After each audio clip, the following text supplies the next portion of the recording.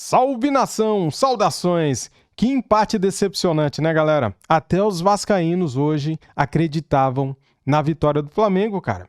Cara, eu conversei com um monte de vascaíno, vi nas redes sociais, todo mundo com medo de ser goleado pelo Flamengo e clássico é clássico, né, cara?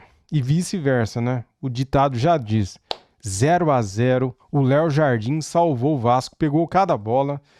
Cara, olha, o melhor jogador em campo foi o Léo Jardim. O cara salvou o Vasco várias vezes. Vamos ver aqui agora esse corte do Linha de Passe da ESPN Brasil. Grupo Disney, link na descrição como créditos. Vamos ver aqui o que eles vão falar do jogo. Simbora!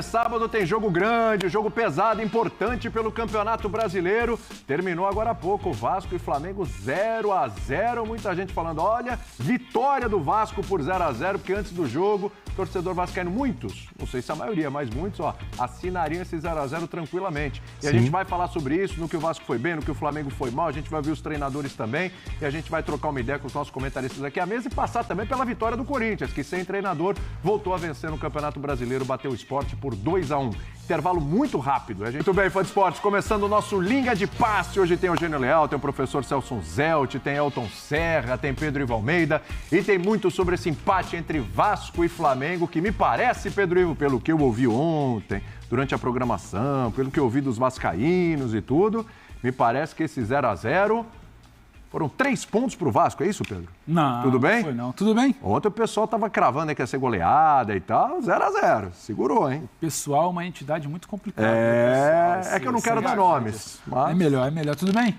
William, abração a você, bem. Elton, professor, Eugênio, o fã do esporte com a gente. Não foram 3 pontos porque o Vasco não venceu. E porque cada pontinho, fossem 3, seria muito importante pro Vasco, porque vai precisar brigar por cada pontinho nesse Campeonato Brasileiro, pelo que se desenha até aqui. Agora, talvez esteja comemorando muito uma senhora atuação de Léo Jardim. Conta também que a defesa dificulte um pouco a ação do ataque. Sim. Então, finalizou dentro da área muitas vezes, teve sim volume, e era esperado que tivesse volume, mas teve um time que conseguiu ser mais sólido defensivamente do que vinha sendo em outras partidas. Imagino eu que pela compreensão da dificuldade do jogo. Até por isso, atacou muito pouco. No primeiro tempo conseguiu chegar ali 2, 3 vezes com perigo, teve bola na trave, teve uma boa defesa ali do Rossi, que a gente viu agora há pouco. Mas no segundo tempo o Vasco não passou do meio campo. No segundo tempo não deu um chute a gol. Sim. Teve 32% de posse de bola, ficou só resistindo e resistiu. Se era o objetivo, me parece que era o objetivo, não perder. Até para o treinador ter um fôlego. Um oxigênio. Agora, se isso é muito, se isso é pouco para o Vasco, se não é o suficiente, se pode jogar melhor, eu acho que pode jogar melhor, mas dificilmente, para quem vem acompanhando os jogos do Vasco, se pode imaginar que hoje, contra o Flamengo, jogaria uma partidaça. O que era possível era tentar não perder. E não perdeu. Eu acho que aí, seguir. Tem uma pontuação acima do esperado para mim, no campeonato, já tem 7 pontos a essa altura. Está ali, né? Pelo menos no início da rodada estava ali perto dos primeiros colocados. E vai evoluir? Não sei, mas podia estar bem pior do que já... Estou olhando o copo meio cheio, então. Porque a realidade, assim, há uma expectativa, muitas vezes se cria uma expectativa em torno do Vasco, que é, por exemplo, como disse o presidente lá, o Pedrinho, que tem um dos 8 melhores elencos. Não tem. Não mesmo. Absolutamente não tem. A realidade do Vasco é meio de tabela para baixo. E se conseguir ficar longe do para baixo, é algo que é mais perto da realidade e de uma boa temporada para o que é possível. Já o Flamengo não. O Flamengo precisava de mais. O Flamengo precisava encontrar mais soluções no jogo de hoje. Dominou, teve situações, mas não conseguiu tirar o Vasco lá de trás, por exemplo. Acho que em jogos como esse, você tem um adversário que está com a linha muito baixa, muito compacto. O ideal é você tentar fazer com que esse time saia um pouco mais em bloco para tentar trabalhar, nem que seja 2, 3 vezes no jogo, atacando o espaço. O Flamengo vai muito bem atacando o espaço e deu uma prova disso contra o Juventude. Sim. Mas também pode eventualmente perder a liderança do campeonato, mas tem muita coisa pela frente ainda. E tem o foco no jogo agora do meio de semana pela Libertadores. 2 jogam terça-feira. Porque o Flamengo vem de derrota. Sim. Em casa. Sim. E precisa voltar a buscar pontos no jogo, para mim, mais difícil do grupo dele, na Libertadores, no jogo fora de casa com a LDU. Aliás, terça-feira, rodada dupla. Você vai ver o Vasco pela Sul-Americana e o Flamengo pela Libertadores aqui na ESPN e também no Disney+. De qualquer forma, claro que a gente vai analisar o que vem aí pela frente para o Vasco, né, professor? É claro, o Vasco deveria encarar todo o jogo como se fosse o Flamengo, né? Porque com certeza ele venceria outras... Isso daí eles não fazem, né, cara? Contra o Flamengo é um jogo da vida, né? É final de Copa do Mundo. Impressionante, né? Daí vai lá e perde pro Sport. Pro Sport não, pro Ceará. Partidas que às vezes ele deixa pontos pelo caminho. Se ele encarasse o Ceará como ele encarou o Flamengo, talvez não tivesse perdido o jogo pro Ceará. O duro é ter um Flamengo todo dia. Mas acho que hoje, pro contexto, né? Jogo contra o Flamengo. Expectativa de um jogo duríssimo. Muita gente falando, Flamengo, esse clássico aí vai ser goleado. Porque teve um 6-1 ano passado, né? Vai ter goleada. Cuidado e tal. Time do Vasco, frágil. E um técnico ali perigando, cair, dependendo um pouco desse resultado, no frigir dos ovos ali, você olha o 0-0 e fala, tá bom, segue o barco. É pouco ou tá bom, professor? Tudo bem? Exatamente isso, William. Boa noite a você, aos companheiros, todos e todas que nos assistem. Olha que coincidência, sobre o Flamengo, eu ia começar minha fala exatamente com o ditado da minha avó. Opa, mais uma avó aí, Nós não somos primos e não somos irmãos. Mas todas as avós falavam. Só que minha avó era mais... Não é a mesma avó, né? É bom dizer isso. Não, então, a minha era a dona Irma, que era ainda mais fatalista. Ela dizia, dia de pouco, véspera de nada. Não de pouco, dia de muito, véspera de nada, que foi o que aconteceu em relação ao Flamengo. Aí alguém há de dizer, mas o Vasco não é Juventude. Claro. Mas a diferença não é tão grande quanto deveria ser. É que entre o contexto da rivalidade, do clássico, né? A coisa movimenta... Aí é por isso que eu vou trocar o meu ditado. Mas, analisando que o Vasco defensivamente conseguiu, principalmente no segundo tempo, se sustentar bem ali, claro que por conta do Léo Jardim... o Flamengo manteve o volume, mas com uma eficiência bem menor em relação ao jogo contra o Juventude. Porque conseguiu... O primeiro gol, ele sempre condiciona o jogo, né? O Flamengo não conseguiu fazer o primeiro gol, e aí, obviamente, que contra o Juventude isso aconteceu, jogos, exatamente. Isso condiciona o jogo, o adversário, os espaços começam a aparecer. O Vasco sustentou o primeiro tempo, eu acho que esse era o objetivo, ir para o vestiário sem levar gol. E aí emular o que o Santos fez no ano passado nos clássicos. Ele tentou, ele até no jogo do Carioca saiu na frente, né? Contra o Flamengo levou uma virada. Teve 2 outros jogos contra o Flamengo que perdeu por 1-0. Esse é o Carille. E é o Vasco que jogou dessa forma. Mas eu acho que o Flamengo tem esse componente de não ter conseguido fazer o gol cedo ou fazer o primeiro gol para abrir o jogo. E eu acho que tem muito a ver também com a intensidade que o time aplicou há 72 horas, ou menos que isso. Então, eu acho que é algo que também pesa no desempenho do Flamengo nesse clássico. É bom quando o Elton toca isso, porque aí fica uma dúvida, né? O Eugênio fala bem que o Vasco no primeiro tempo tem um compromisso ali e vai bem nisso, ele tira a velocidade do jogo. Eu acho que o Vasco faz isso. Eu não sei se é só o Vasco tirando a velocidade do jogo ou se é o Flamengo também com uma... Muito se fala da intensidade. O que é a tal da intensidade? Contra o Juventude, além do gol que abre o caminho ali muito cedo, era um Flamengo de muita circulação. Era o Michael puxando a bola, era o Arrascaeta puxando a marcação, era o Gerson por dentro. Tinha o Plata fazendo muito bem esse papel. E o Plata como referência. O Bruno Henrique não foi bem hoje. Isso. O Bruno Henrique não foi bem hoje. O Plata fazendo um papel semelhante no meio de semana vai melhor que o Bruno Henrique. Não por acaso a troca no segundo tempo. E a movimentação era muito mais intensa. Então também facilitou, talvez, para esse Vasco que precisava tirar um pouco a velocidade ali no primeiro tempo. Acho que o Flamengo sentiu. E quando a gente falava aqui, até depois do 6-0... É normal, porque o 6-0 não vai ser régua para a temporada, não dá para aquele ritmo alucinante. O Flamengo fez 3, virou tempo, fez 3 no segundo tempo, e troca peça e tudo funcionou. O Wesley funcionou, Michel funcionou, a Arrascaeta funcionou, Gerson funcionou, Plata funcionou, o Juventude não viu bola. E é meio impossível, eu diria que é impossível você sustentar aquilo quarto domingo sabendo que você vai subir o morro terça-feira para um jogo que é fundamental na Libertadores. Você vai poderia ter pressionado um pouco mais, o que faltou, assim...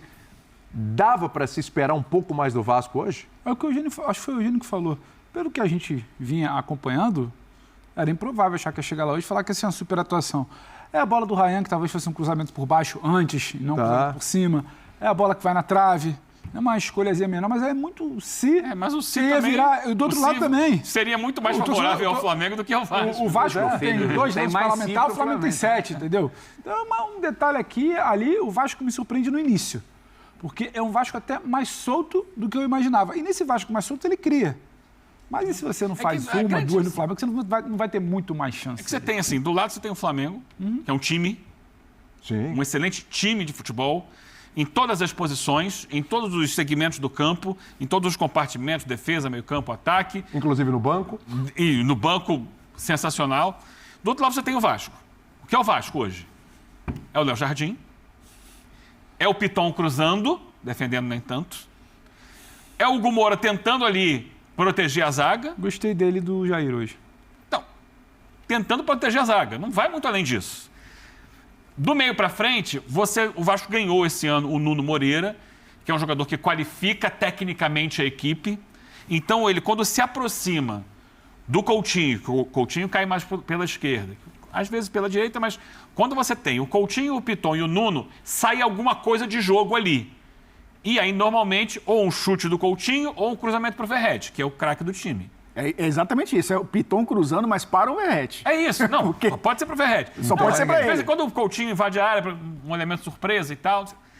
O resto todo é frágil.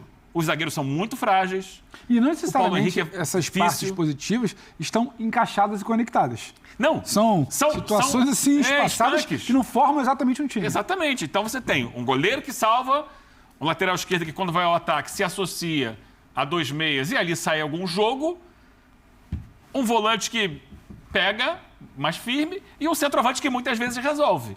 Então tá longe de ser um time, sabe? Essa é a grande comparação. Ainda assim, o que o Vasco tem hoje é mais do que tinha no passado. Sim. É mais do que tinha no passado. É um pouco melhor. A fase do Coutinho, o Nuno. Pode melhorar? Pode. Acho que o Ryan, aos poucos, vai ganhando espaço e vai dando oportunidades, vai criando situações. Quem sabe no futuro não tenha um lado direito um pouco mais sustentável, porque hoje não é ainda em relação ao esquerdo. O Paulo Henrique, tecnicamente, fica muito abaixo, é um jogador muito de força. É foda, cara. Sabe o que é foda? Seguinte, porque veja bem, né? Se você for comparar o momento dos dois times, hoje, esse resultado do 0-0 foi bom para o Vasco. O torcedor vascaíno, ele sai comemorando esse empate como uma vitória, né? Já nós saímos com um sentimento de derrota por empatar com o Vasco. Esse é o momento dos dois times e da torcida. Isso difere, né? O momento das torcidas, né? De sentimento das torcidas. Cara, 17 finalizações do Flamengo, 7 defesaças do Léo Jardim, melhor jogador em campo. Ele salvou o Vasco em diversas oportunidades, né? Então, assim, cara, deu tudo certo para eles. Deu no que eles queriam. O empate para eles é como se fosse uma vitória. Já pra gente, o empate é como se fosse uma derrota, porque se amanhã Palmeiras venceu o jogo dele contra o Fortaleza, amanhã às 18h30, Flamengo perde a liderança. Se o Fluminense venceu o Vitória, que eu acho que vai vencer o Vitória no Maracanã amanhã também às 18h30, o Fluminense passa o Flamengo, vai a 12 pontos, né? O Fluminense tem 9, iria a 12, o Flamengo fica com 11.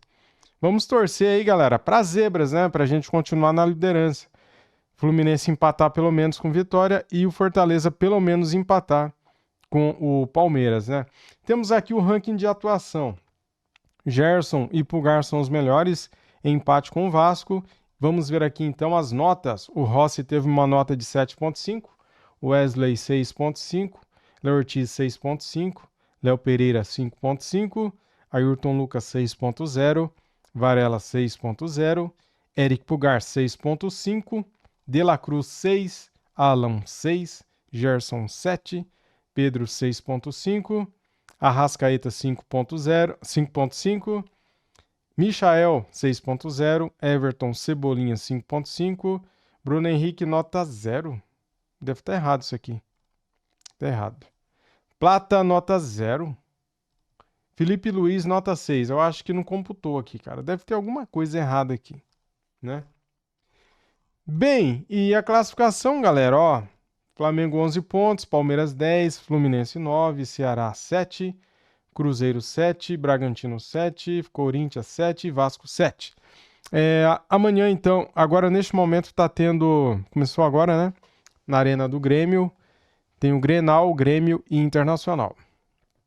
Amanhã, 11 da manhã, Juventude Mirassol. Às 16 tem São Paulo e Santos, Atlético Mineiro e Botafogo.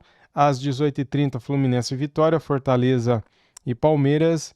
Às 20h30 tem Red Bull, Bragantino e Cruzeiro. E na segunda-feira, Às 20 horas tem Bahia e Ceará. Muito obrigado a todos vocês que assistiram o vídeo até aqui. Deixa o like, se inscreva no canal e ative o sininho. Tamo junto, saudações rubro-negras. Fui!